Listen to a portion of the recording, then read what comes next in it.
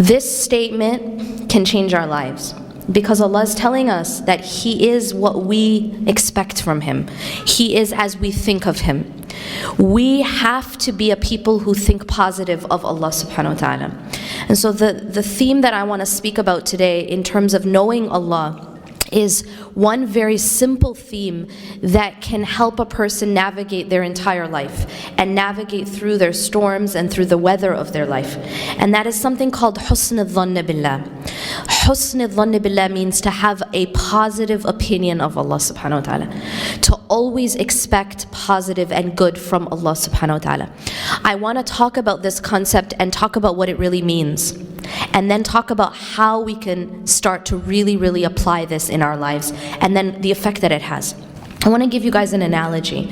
I want you guys to imagine that after this talk is over, you go outside and your mom is up, she's pulled in. Maybe she's with you, but imagine that she's not, and that she's actually come and picked you up from outside the lecture. And you get in the car and she starts to drive. And as she's driving, you ask her, because you don't recognize the route that you're taking, you ask her, "Where are we going?" And she says to you, "Just wait, you'll see." Everybody imagine this? How many of you at this point are calling the police because you're so frightened? Is there anyone who's at this point calling the police, calling 911? "I don't know where my mom's taking me. I'm really scared. I think she's gonna hurt me." Anyone? Okay. Why is it that you're not afraid? It's a very simple question. A very simple answer. Trust. You said it in one word.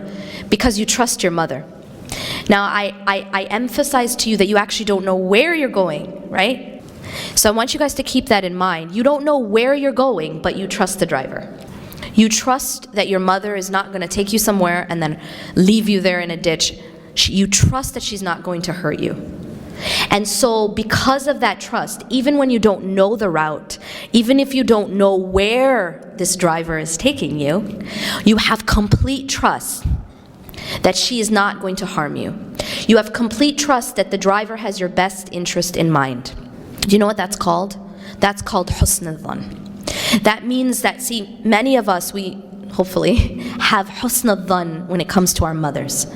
We know that our mother has our best interest in mind. We have a good opinion of our mothers. We trust our mothers.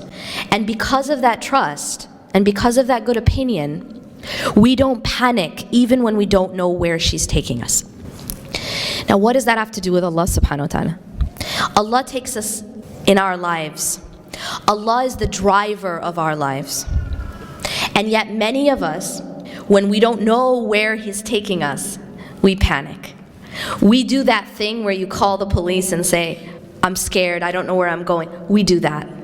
But maybe we're not calling the police. We're calling our friend, or we're calling our family member, or we're whoever it is that we're calling. But that feeling of panic, that feeling of anxiety, is because we don't have enough trust and a good opinion of the driver. Maybe you've taken turns in your life that you never expected. Maybe you went down routes that you never wanted. But if you have a good opinion of Allah subhanahu wa ta'ala, you know that He will never do something to harm you, even when you don't understand the route. I'm going to give you guys a second analogy. Have you guys ever been to the doctor before? Of course you have, right? Everyone's been to the doctor at least some point in their life. When you go to the doctor, imagine that you go to the doctor and the doctor says to you, "Ma'am or sir, you have a very serious illness, and I have to operate. You have to have a surgery." Now, when the doctor tells you this, how many of you in this room are actually surgeons? Exactly, didn't really think so. So, you yourself don't know anything about surgery, right? Is there anyone in here that can do brain surgery? Raise your hand. Okay, so no one in this room knows how to do brain surgery. But when the doctor comes to you and says, "I need to operate, I have to do brain surgery on you because you have this illness," what is our response to the doctor? How many of you who have no experience and no knowledge of brain surgery say, actually, you can't operate on me until I understand every single procedure that you're doing? Wouldn't that be a bit arrogant? You know nothing about brain surgery. This person went to school for 12 years and has 12 years experience, and you're saying that you need to understand. You guys following? All right, let's back up. When Allah does stuff in our lives, He's operating on us, yeah? But many of us, we think that we need to understand every single motion that not a surgeon is doing, but God. Is that not arrogance? Is that not arrogance? But God, why? Right? We like that word. Why? And it's almost like, yo, God, you have to explain it to me before you're allowed to do it. That's how we act. Now, I gave you an analogy to show you how completely ridiculous and how completely arrogant it is with a human being. Okay, a human being who actually you could have been a brain surgeon if you studied for 10 years, right? But you can't be God, and I can't be God. And yet we have this type of arrogant attitude with Allah. But Allah, I don't get it, and therefore I don't approve. You know, it's like, I don't approve, God. I don't approve of your actions. We wouldn't dare say that to a surgeon. Allah subhanahu wa ta'ala knows what He's doing. This is what we have to realize. When you go and you study the names of Allah subhanahu wa ta'ala, you find that among His names are attributes of knowledge. Al-Alim, Al-Hakim. That Allah is the most knowing. Allah is the most wise. As-Sami', Al-Basir, right? The one who sees everything, the one who hears everything. So we're not talking now about your mother who's limited. We're not talking now about a doctor who's limited. We're talking about someone who's unlimited and who has unlimited knowledge and unlimited ability. And yet we question Him. We question Him and we put ourselves at a level where we think that we need to approve, we need to understand. But see, if I take you back to the analogy of the surgeon, when the surgeon says, this is what needs to happen, what do you say as a patient? You say, do what you need to do, I trust you. You say, do what you need to do, I trust you. And you wouldn't dare say, I have to understand first, because you know that you can't understand. Allah subhanahu wa ta'ala tells us in the Quran, عَسَىٰ أَن تَكْرَهُ شَيْئًا وَهُوَ خَيْرٌ لَكُمْ. It might be that you hate something and it's good for you. Have you guys ever hated something before? Have you guys ever been upset about something that happened in your life? Has it ever happened? Of course it did. Allah's saying it may be that you hate something and it's good for you. How many of you have been upset about something that happened? You didn't get into the school you wanted, you didn't get the program you wanted, you didn't marry the person you wanted, you didn't, whatever it was. How many of you later on down the line found out that this was actually better for you? Has that happened to anyone? So usually, in Allah's mercy, after time, maybe not at that moment, but after time, Allah allows you to see just a little bit of how He saved you. Allah tells us this, that indeed it may be that something that you hate is good for you. وَعَسَىٰ أَن تُحِبُّ شَيْئًا وَهُوَ شَرٌ لَكُمْ. And it might be that you love something, you really wanted something, but it's actually bad for you. وَاللَّهُ يَعْلَمُ وَأَنْتُمْ لَا تَعْلَمُونَ. Here is the point. Allah knows and you do not know. This is where we have to come back and humble ourselves and realize who Allah is and who I am. See, if I go back to the analogy of the surgeon, there's only one case where you're not going to trust the surgeon. One of two reasons you won't trust the surgeon. The first, what if you're not quite sure they went to med school? You're not quite sure. You know what I mean? There's some shak in the matter.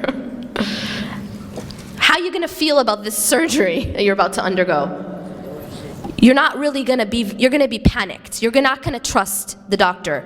Because why? You're not sure of the doctor's knowledge. But what if you know that this doctor went to med school, but you think that this doctor's just trying to get rich? That maybe they have an ulterior motive, and maybe you don't really need that surgery, but they're gonna get a lot of money. Are you gonna feel relaxed? Are you gonna trust the doctor? So, if you don't trust that the doctor has your best interest in mind, then you're also gonna be panicked. So what have we just said? There are only two reasons that you're gonna be panicked in this surgery. The first is if you don't trust the knowledge of the doctor, and the second is if you don't trust the intentions of the doctor. Are you guys with me? Now let's look at Allah subhanahu wa ta'ala, and He's high above any analogy. Do you trust the knowledge of Allah? Do you think Allah has the knowledge? Ask yourself this question. Does Allah know? And the answer is, whether you have weak iman or you have strong iman, I don't think anyone can argue with the fact that Allah knows, yeah? Allah knows everything. So that's the first criteria so that we can trust. The second criteria is intention. And this is what brings me to the topic that I wanted to speak about, and that is husn zann billah. Do you really believe that Allah wants good for you? Do you really deeply believe that He has your best interest in mind? Or are you afraid that maybe, just maybe, He's trying to hurt you? See, you would never think for a moment that your mom's trying to hurt you, right? But do you really believe that Allah has your best interest in mind? This is a question we have to go deep to really ask ourselves. Allah subhanahu wa ta'ala is more merciful for us. He has more mercy for us than a mother to her child. But we have no problem trusting our mother. When things happen in our lives that hurt us, our level of understanding oftentimes affects our response. So I use this analogy in my classes of a child, a 6-month-old baby going to get a shot. Now that shot might have medicine in it, but what is the response of the 6-month-old child to getting a shot? Has anyone ever taken a baby to get a shot? It's not pretty, right? They scream, they yell, they kick, they're angry. And how do they feel towards the doctor, the one who gave them this shot? Are they happy with the doctor, folks? I know it's early, but are they happy with the doctor? No, they're very angry. The second child I want you to imagine is a 10-year-old who goes to get a shot. Now you can sit and kind of explain it to a 10-year-old, right? You're gonna get this shot, it's gonna make you better, but I'm sorry, it's gonna hurt for a moment, but it's going to heal you. It's going to make you stronger. And so what is the child who's 10's response to this shot? Well, maybe the doctor's not their best friend, but they're not gonna punch the doctor either, you know? They're patient. The third example is an adult. Now, an adult has full comprehension of what is happening. The adult goes to the doctor, gets a shot, and now what's the response of the adult? Thank you, doctor. Absolute gratitude. But what about the prick? What about the pain? Do you see the difference between these three scenarios? Every single one of them had the exact same pain. Every single one of them had the exact same needle, the same experience. And yet each of them respond differently. Why? Because of their sight, their understanding. This is called basira. Basira means your ability to see, or your insight, your understanding. And so when a person, the one who had more understanding was able to respond differently. The child had no understanding beyond the pain. Many of us in our response to our life are like that child. We don't have any understanding beyond the pain, beyond the fact I didn't get what I wanted, or I lost something that I loved. It didn't work out my way, and that's all we see. And what's our response? Just like the child. Anger. Anger sometimes directed at God. Anger at Allah. How could you do this to me? How could you take this from me? How could you not give this to me? I've been asking for it for X amount of months and years. Why aren't you giving it to me? Right? Does this sound familiar at all? Why me? It's not fair. That's just like the response of the child who doesn't understand that this shot, although painful, is actually curing them. But then we talked about the 10-year-old. Now this is analogous to sabr, because sabr is the minimum of what we need to have as a believer in response to our life. And that is, even if it hurts, we do not complain against Allah. We are patient with the decree of Allah, even if we feel the pain. And it's human to feel pain. But we do not complain against the doctor. Now let me just quickly emphasize, complaining to Allah is different than complaining about Allah. Here's the difference. Complaining about Allah is, why me? It's not fair. How could you do this to me? Anger, resentment, lack of acceptance. That's a contradiction to sabr. And we have to avoid this type of response. If we have responded in this way, we have to fix it. There's always hope, by the way. I don't want anyone ever leaving this room thinking there's no hope. Oh, I messed up. You know what? I don't have patience. I'll just, I give up. No. There's always hope so long as you're alive to fix it. You're here, you're hearing it now, and you can fix it. You can ask Allah to help you to be patient. But the third example was the adult. Now I explained to you that an adult has full comprehension of what's happening. And that's why the adult can respond with the highest level response, which is called rida. Rida means to be completely content with the decision of the doctor, with the decision of Allah subhanahu wa ta'ala. Rida. But see, you can't have that type of response without having an understanding of who the doctor is and what he's doing. And when you do have that type of understanding, that's when you can respond with the highest type of response of rida, of actually thanking the doctor. There are things that happened in your life, and at the time, you wished it would stop. You wished it hadn't happened.